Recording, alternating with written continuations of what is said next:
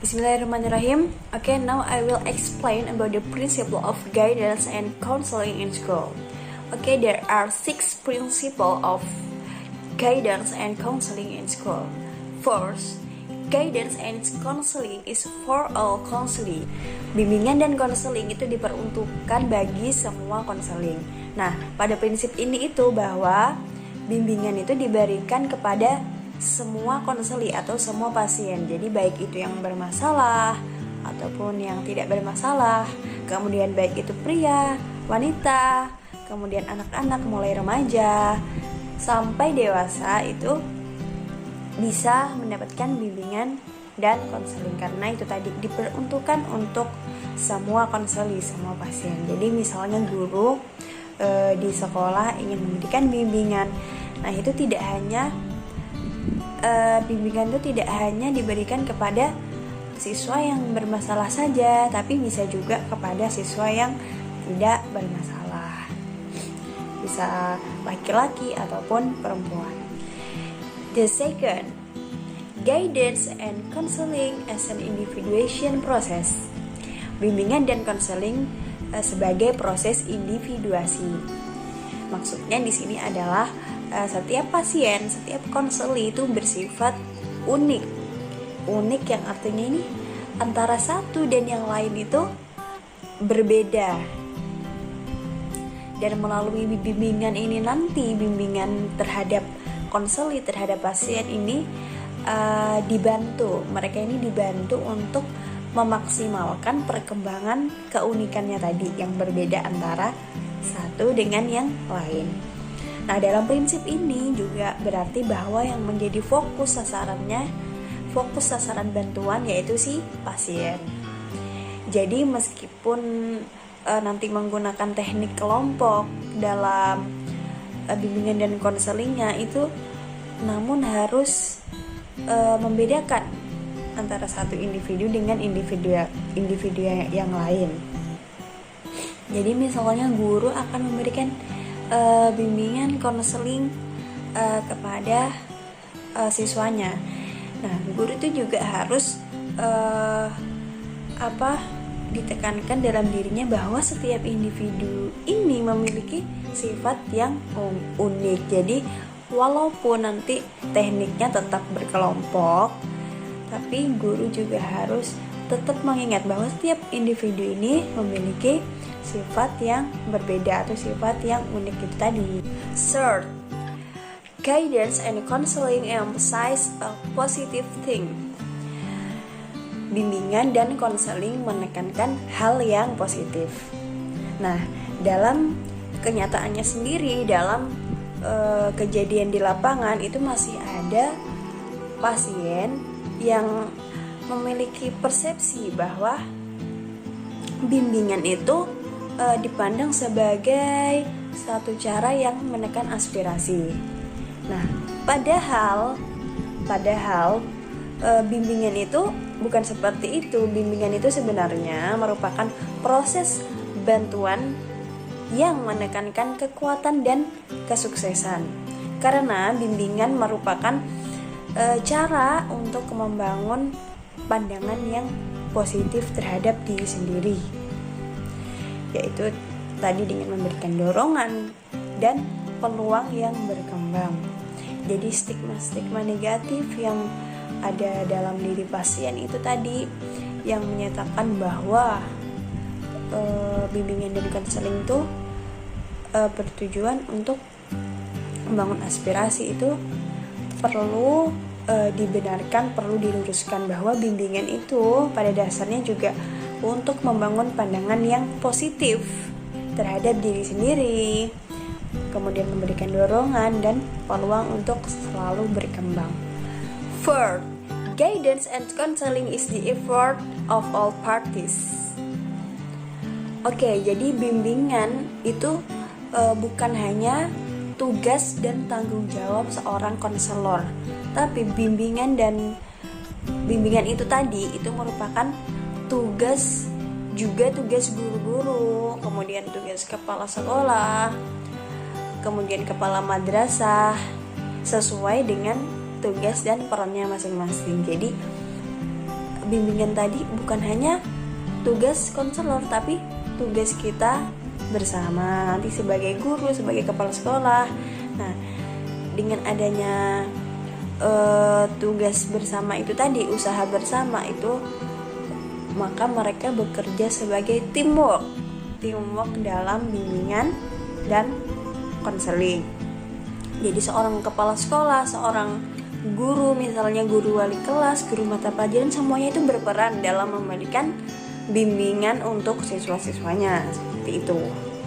Jadi bukan hanya guru BK.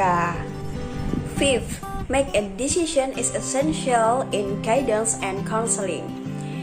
Pengambilan keputusan merupakan hal yang esensial dalam bimbingan dan konseling. Jadi sebuah bimbingan dan konseling itu membantu pasien agar dapat mengambil keputusan. Bimbingan mempunyai peranan untuk memberikan informasi dan nasihat kepada konseli, yang nantinya bimbingan dan nasihat ini sangat berperan bagi konseli dalam memutuskan, dalam mengambil keputusan. Nah, kehidupan konseli, kehidupan pasien itu diarahkan oleh tujuannya. Dan bimbingan itu tadi memfasilitasi konseli. Jadi yang perlu digarisbawahi yaitu memfasilitasi konseli untuk mempertimbangkan, kemudian menyesuaikan diri dan menyempurnakan tujuannya melalui pengambilan keputusan yang tepat. Nah, kemampuan untuk membuat pilihan secara tepat ini bukan kemampuan bawaan ya. Jadi bukan kemampuan bawaan dari si konseli, tetapi kemampuan tersebut merupakan kemampuan yang harus dikembangkan. Jadi tujuan utama bimbingan di sini yaitu untuk mengembangkan kemampuan konseli, untuk mengembangkan kemampuan pasien dalam memecahkan masalahnya dan mengambil keputusan. Okay, the last principle, guidance service take place in various aspects in life. Artinya, bimbingan dan konseling ini berlangsung dalam berbagai aspek kehidupan, dalam berbagai setting kehidupan. Jadi, pemberian layanan bimbingan itu tidak hanya ada di sekolah, tidak hanya berlangsung di sekolah, melainkan di seluruh aspek kehidupan. Jadi, bisa di masyarakat, kemudian di lingkungan keluarga. Jadi seluruh aspek kehidupan itu berperan dalam memberikan bimbingan. Bukan hanya di sekolah saja, bukan hanya tugas guru saja, tapi juga itu tugas dari orang-orang terdekatnya yang ada di lingkungan keluarga, kemudian di lingkungan masyarakatnya, atau di lembaga-lembaga lainnya. Jadi bimbingannya itu tadi tidak hanya mencakup satu aspek, tetapi multi aspek. Itu bisa meliputi aspek pribadi, bisa juga aspek sosial, bisa aspek pendidikan, dan juga aspek pekerjaan. Jadi seorang siswa, kita kembalikan lagi ke siswa. Jadi mereka bimbingannya itu tidak hanya butuh di sekolah saja, melainkan juga di lingkungan terdekatnya, misalnya di lingkungan keluarga, bisa tentang aspek kepribadiannya, kemudian aspek sosialnya bisa dari masyarakat, kemudian kalau untuk pendidikan bisa juga dari sekolah, dan untuk yang pekerja bisa dari aspek pekerjaan. Okay, we continue to the next slide about the foundation of guidance and counseling in schools. There are 12 foundation here. Okay, the first, the principle of confidentiality, the principle of voluntarism, the principle of openness, the principle of activity, the principle of independence, contemporary principles, so the principle of dynamics, the principle of cohesiveness, normative principles, so the principle of expertise, so the principle of hand switching, and thus the principle of Tutwari Handayani. Okay, we start from the first foundation, about the principle of confidentiality. Asas kerahasiaan, yaitu asas bimbingan dan konseling yang menuntut kerahasiaannya sejumlah data dan keterangan peserta didik atau klien yang menjadi sasaran layanan, yaitu data dan keterangannya, yang mana tidak boleh diketahui oleh orang lain. Jadi ini bersifat rahasia. Nah, dalam hal ini guru sebagai pembimbing itu berkewajiban penuh memiliki dan menjaga semua data dan keterangan itu. Jadi ketika ada klien yang di sini seorang siswa itu misal curhat tentang permasalahannya, nah itu seorang pembimbing, seorang guru misalnya itu harus menjaga rapat-rapat tentang kerahasiaan permasalahan tersebut, karena ini menyangkut tentang kepribadian, tentang masalah pribadi seseorang, yaitu siswa tadi. Oke, next, the principle of volunteerism, asas kesukarelaan.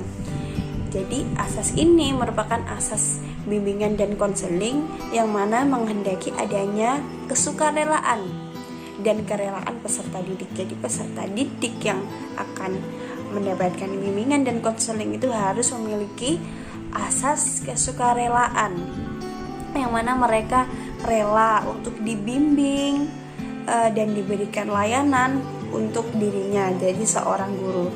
Nah, di sini guru itu berkewajiban untuk membina dan mengembangkan kesukarelaan dari peserta didik itu. Oke, next, the principle of openness, asas keterbukaan. Dalam asas ini, peserta didik yang merupakan sebuah klien itu harus memiliki asas keterbukaan, sifat terbuka. Jadi tidak ada yang namanya berpura-pura di sini. Kemudian keterangan yang diberikan itu harus jelas tentang dirinya ataupun berbagai informasi yang akan diberikan yang bertujuan untuk mengembangkan dirinya itu harus bersifat terbuka. Nah, dalam hal ini juga guru sebagai pembimbing itu juga berkewajiban mengembangkan keterbukaan peserta didik. Keterbukaan ini itu amat sangat terkait pada terselenggaranya asas kerahasiaan dan adanya kesukarelaan pada diri peserta didik yang menjadi layanan kegiatan itu tadi. Nah, agar peserta didik dapat terbuka, maka guru pembimbing harus terlebih dahulu bersikap terbuka dan tidak boleh ada kepura-puraan di situ. Oke, next, the principle of activity, asas kegiatan, yaitu asas bimbingan dan konseling yang menghendaki agar peserta didik, agar konseli itu menjadi sasaran pelayanan, agar berpartisipasi secara aktif dalam penyelenggaraan pelayanan dalam kegiatan tadi. Makanya dinamakan asas kegiatan. Nah, agar peserta didik ini aktif dalam mengikuti kegiatan, itu juga guru harus ikut mendorong aktif dalam setiap kegiatannya, mendorong peserta didik untuk ikut. Oke, next, the principle of independence, asas kemandirian. Asas kemandirian yaitu merupakan asas bimbingan dan konseling yang menunjuk pada tujuan umum bimbingan dan konseling. Yaitu apa sih tujuan umumnya? Nah, tujuan umumnya yaitu yang mana seorang pasien itu diharapkan menjadi konseli yang mandiri dengan ciri-ciri bisa mengenal dan menerima diri sendiri dan lingkungannya. Kemudian juga mampu mengambil keputusan serta mengarahkan serta mewujudkan diri sendiri. Makanya kok dinamakan asas kemandirian, artinya pasien tersebut harus mandiri. Kembali ke tujuan umumnya. Oke, next, contemporary principle, asas kekinian. yaitu merupakan asas bimbingan dan konseling yang menghendaki agar objek sasarannya itu merupakan permasalahan peserta didik atau klien yang kondisinya sekarang. Namanya juga contemporary principle, yaitu asas kekinian, yaitu apa sih permasalahannya peserta didik pada saat ini. Nah, kemudian dari permasalahan tersebut nantinya akan dikaitkan dengan masa lalunya, itu akan dilihat dari dampak atau kaitannya tadi dengan kondisi yang ada, dan kira-kira apa yang dapat diperbuat sekarang. Jadi misal kita menjadi seorang guru, kemudian memberikan bimbingan kepada peserta didik yang mempunyai masalah. Nah, itu harus ada asas kekiniannya. Kira-kira apa sih masalahnya? Kemudian dikaitkan lagi dengan masalah yang lalu. Kira-kira berdampak nggak dengan masa lalunya? Oke, next, the principle of dynamics atau asas kedinamisan, yaitu asas bimbingan dan konseling yang mana menghendaki agar isi layanan untuk kliennya, untuk peserta didiknya itu selalu bergerak maju. Jadi layanannya ini tidak boleh monoton, harus bergerak maju dan kemudian harus berkembang sesuai dengan kebutuhan dan tahap perkembangannya dari waktu ke waktu. Jadi ketika guru misalnya memberikan sebuah layanan, sebuah bimbingan kepada peserta didiknya, kepada muridnya, itu hendaknya memenuhi asas ini. Artinya tidak boleh monoton. Misalnya guru tersebut hanya dari awal hanya menggunakan satu cara saja, satu teknik saja, satu pendekatan saja untuk menyelesaikan permasalahannya. Nah, itu kan dianggap monoton. Nah, hendaknya sebagai guru itu tidak boleh monoton dan hendaknya bervariasi. Kemudian dilihat juga perkembangan dari waktu ke waktu. Oke, next, the principle of cohesiveness. Asas keterpaduan. Nah, dalam asas ini merupakan asas yang mana menghendaki agar berbagai layanan dan kegiatan bimbingan yang dilakukan oleh guru pembimbing itu tadi maupun pihak lain harus saling menunjang, kemudian harmonis dan juga saling terpadu. Nah, agar saling terpadu, apa yang harus dilakukan? Agar saling terpadu itu maka dibutuhkan kerjasama antara guru pembimbing dan pihak-pihak yang berperan dalam penyelenggaraan, dalam pelayanan. Misalnya guru ikut berkoordinasi dengan elemen-elemen yang ada di sekolah, misalnya di kepala sekolah, kemudian bisa guru-guru yang lain yang juga berperan dalam kehidupan peserta didik itu. Nah, itu bisa berkoordinasi, bisa bekerja sama. Agar apa? Agar bimbingannya nanti dapat terlaksana dengan sebaik-baiknya. Next, normative principles. Asas kenormatifan. Nah, ini juga asas bimbingan konseling yang mana menghendaki agar segenap pelayanan dan bimbingan yang diberikan oleh guru itu tidak boleh bertentangan dengan nilai-nilai dan norma-norma yang ada. Nah, norma-norma apa saja? Seperti norma-norma agama, kemudian norma hukum dan peraturan, kemudian adat istiadat, ilmu pengetahuan, dan kebiasaan yang berlaku. Nah, jika bertentangan itu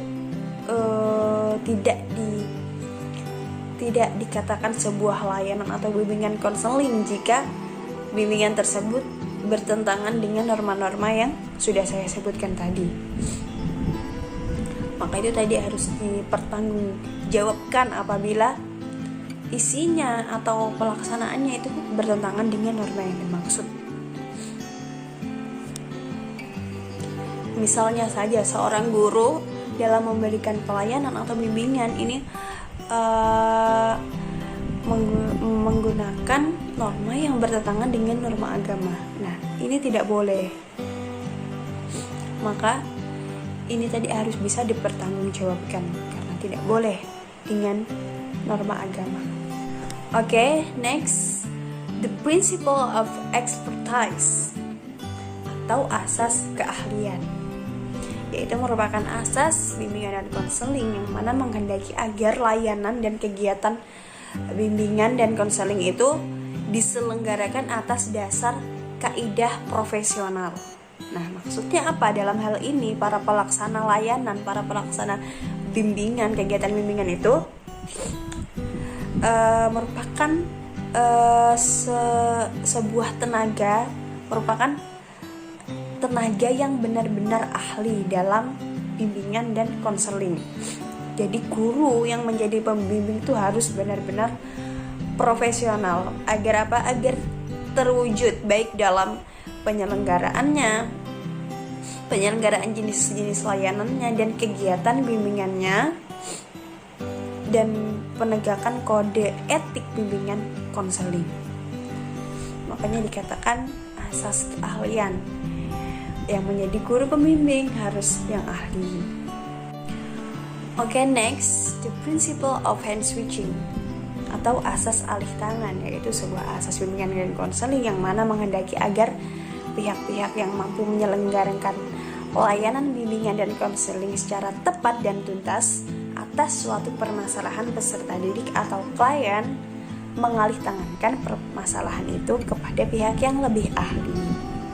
Jadi misal ya, untuk lebih singkatnya saja, misal orang tua ini tidak sanggup dalam mengatasi permasalahan anaknya, jadi orang tua bisa mengalih tangankan agar kasus ini, agar permasalahan ini ditanggung, diatasi oleh guru kelasnya atau guru mata pelajaran atau guru bimbingan dan konseling di sekolah. Ini namanya asas alih tangan. Jadi guru pembimbing itu dapat menerima alih tangan kasus dari orang tua, kemudian dari guru-guru lain misalnya, atau ahli lain, juga guru pembimbing juga dapat mengalih tangankan kasus tersebut kepada guru mata pelajaran atau guru praktek, guru olahraga. Intinya yang dianggap lebih ahli, lebih mampu dalam menyelesaikan masalah tersebut. Oke, the last, the principle of tuturi handayani, asas tuturi handayani, yaitu asas bimbingan dan konseling yang mana menghendaki agar pelayanan bimbingan itu kiranya harus bisa menciptakan suasana yang mengayomi atau memberikan rasa aman, kemudian bisa mengembangkan keteladanan, memberikan rangsangan dan juga dorongan serta kesempatan yang seluas-luasnya kepada peserta didik atau klien untuk maju. Jadi kalau misalnya dalam bimbingannya itu siswanya jadi tertekan, nah maka ini tidak memenuhi asas tuturi handayani, karena di dalam asas tuturi handayani pelayanannya, bimbingannya dari seorang guru itu harus bisa mengayomi, kemudian membuat siswa jadi aman, jadi merasa aman, kemudian mereka bisa mengembangkan keteladanannya, kemudian mendapatkan rangsangan. Itulah yang disebut asas tuturi handayani.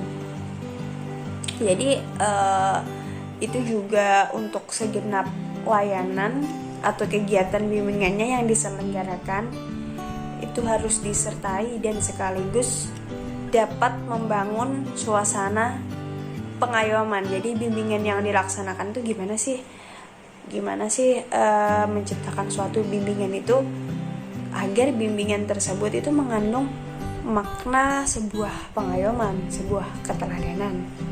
Nah, itu PR untuk guru pembimbingnya, bagaimana menciptakan suasana tersebut.